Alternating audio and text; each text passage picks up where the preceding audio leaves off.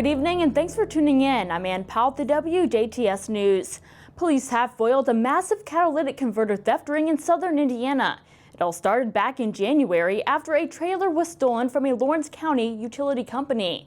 One of the company's trucks also had a catalytic converter cut out and removed. During the investigation, ISP learned that police departments in Monroe, Orange, Washington, Martin, and DuBois counties also were seeing an increase in catalytic converter thefts. As the thefts continued, the departments began working together and sharing information, as well as following electronic communication between the suspects. 31-year-old Adam Brewer, 27-year-old Uriah Stickney, and 29-year-old Nicholas Arthur and 29-year-old Jeffrey Deckard, all of Bedford, were arrested this past Thursday. The men are facing a series of charges, including several felony counts of theft for converters ranging over $750, theft of property, and theft of a trailer, among other charges. Police then quickly began compiling evidence against several suspects. Indiana conservation officers were able to arrest several people in connection to the catalytic converter thefts from state properties. After multiple interviews, police recovered 2 more stolen trailers at various locations in Lawrence County and found a stolen battery-powered tools and saws. Officers later discovered that both Brewer and Deckard stole a 4-wheeler from a property on State Road 446 and then contacted the Bedford Police Department to conduct a traffic stop. After gathering all of the evidence, officials decided that the Indiana State Police would write all the local probable cause affidavits and request warrants on the appropriate suspects. These were submitted to the courts and the warrants were issued on all 7 suspects. More charges will be filed and more arrests are expected to be made in the coming weeks. We will keep you updated as more information is released. A southern Indiana man wanted on several warrants is now in jail. Police located 54-year-old Leroy Cobb of French Lick in Jasper and took him into custody on Wednesday. He was booked into the DuBois County Security Center without bond on several outstanding warrants. Further charges have been forwarded to the DuBois County Prosecutor's Office. A Ferdinand man is in jail on domestic battery charges. Police responded to a domestic dispute at a home on 9th Street in Ferdinand on Thursday morning. After further investigation, 31-year-old Marina Chantal was arrested and charged with 2 felony counts of domestic battery. He was transported to the DuBois County Security Center. The Rotary Club of Jasper has named this year's Athena Award finalists. Kelly Kloss, Becky Hickman, Norma Kress, Sarah Leonard, Sam Schweppe, and Marcia Shepard are this year's finalists for this year's award. The event will be held at 6 p.m. on Thursday, August 19th at the Huntingburg Event Center. Dinner will begin at 6:30 and the keynote speaker for this year is Kimball International CEO Christy Juster. More information is posted on our website, WJTS.tv.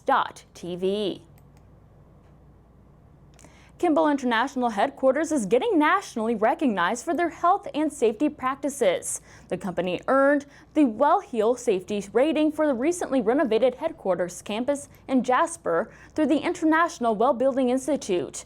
The Health and Safety Rating is an evidence-based, third-party verified rating for all new and existing building and space types. The rating looks at multiple factors including operational policies, maintenance protocols, stakeholder endangerment, and emergency plans to address a post-COVID-19 environment both now and looking into the future.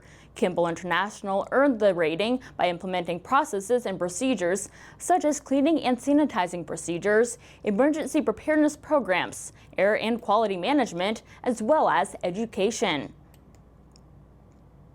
Another local police dog has a new look when on the job. DuBois County Sheriff Canine Chase received a bullet and stab protective vest, all thanks to a charitable donation from the nonprofit organization Vested Interest in Canines Incorporated this week.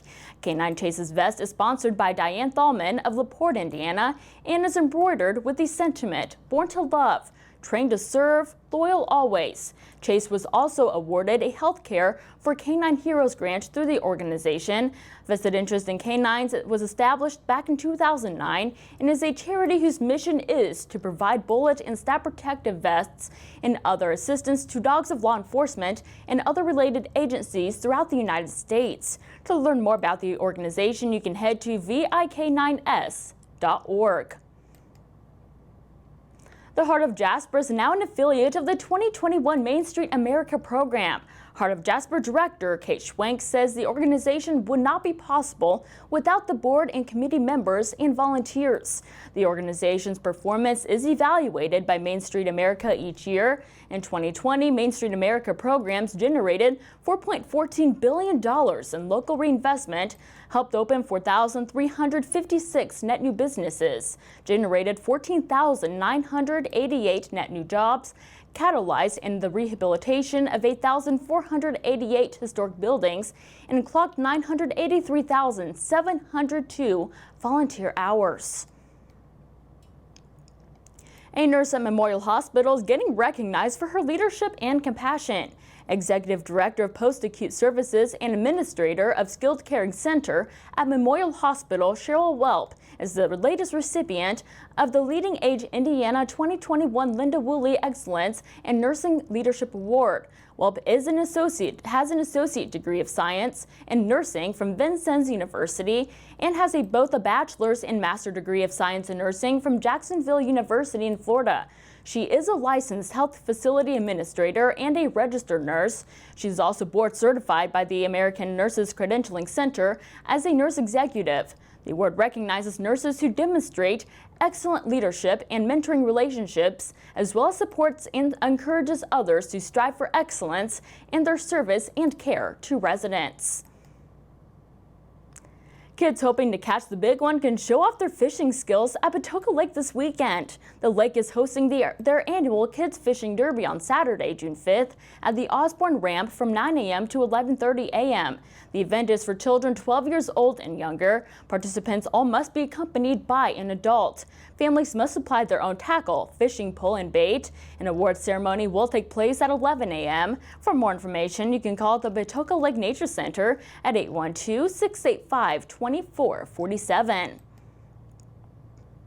The Du Bois County Solid Waste District is holding another round of their special Saturday hours. This event takes place on Saturday, June 5th from 8 a.m. to 12 noon Eastern Time, and is specifically for those who can't make it out to the center during the week.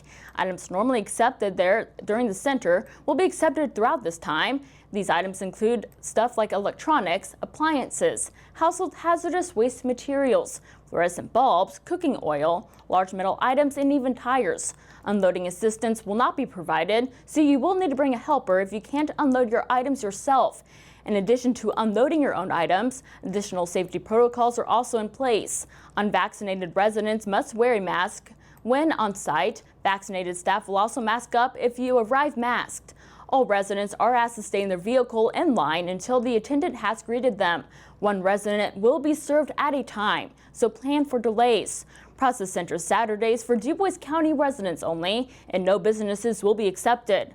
Larger loads will be refused and referred to the Blackfoot landfill in Winslow. For more information, you can head to DuBoisCountyRecycles.org or call the district office at 812-482-7865.